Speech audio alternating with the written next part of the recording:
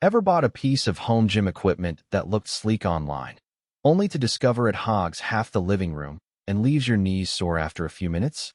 I've been there, scrolling through glossy photos, reading the hype, and then realizing the reality is a cramped, uncomfortable mess. Link is in the description if you want to check the product details on Amazon, because I want to help you avoid that mistake before you spend a big chunk of cash. The Teeter Power10 rower tries to solve two of the most common complaints about rowers: joint impact and space. Most traditional rowing machines use a straight sliding rail that can feel harsh on the knees and hips, especially if you're coming back from an injury or you're just not built for high-impact cardio. The Power10 replaces that rail with a unique wheel and fork system that creates an elliptical motion. In practice, that means your legs follow a smoother arc, which feels more like a low-impact elliptical than a hard-hit row. I tested it on a weekday after work, and after 10 minutes I could still feel my calves working, but didn't have that familiar post-session ache that sometimes follows a conventional row. One of the first questions I asked myself was, will this fit in my apartment? The footprint is about the size of a large coffee table, and because there's no long slide rail, you can roll the unit sideways and tuck it under a bed or behind a sofa. The foot straps are wide and wrap around the foot, but they sit low enough that you don't have to clear a huge clearance space behind the machine. For anyone living in a studio or a home office that doubles as a workout zone, that compactness is a real win. Just remember that you still need a few inches of room on the sides to swing the handles comfortably, especially if you plan to use the multi-grip handles for upper body focus. Speaking of those handles, the Power10 gives you 3 grip positions: a neutral palm-down grip, a reverse grip, and a closed hand grip that mimics a rowing pull with elbows tucked in.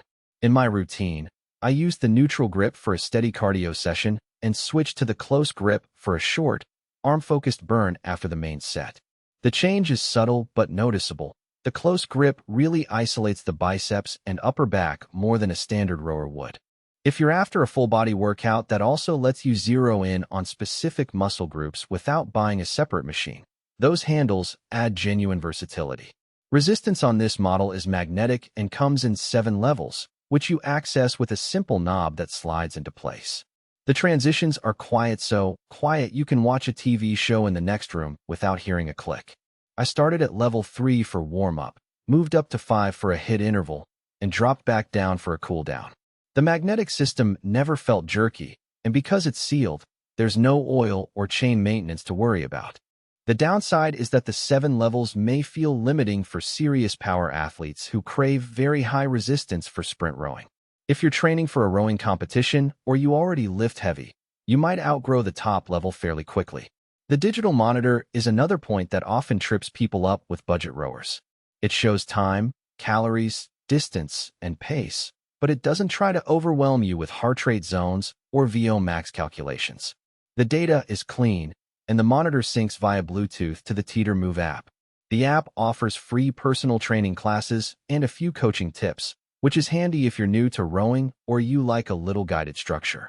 I tried a 20-minute beginner endurance class. The instructor reminded me to keep my core engaged and to press through the heels. The app logged my session automatically, so I could see a weekly trend without manually entering anything.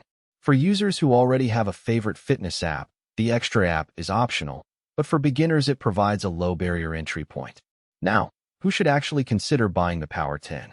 If you're looking for a low-impact cardio machine that also gives you a decent strength component, and you have limited floor space, this rower checks a lot of boxes.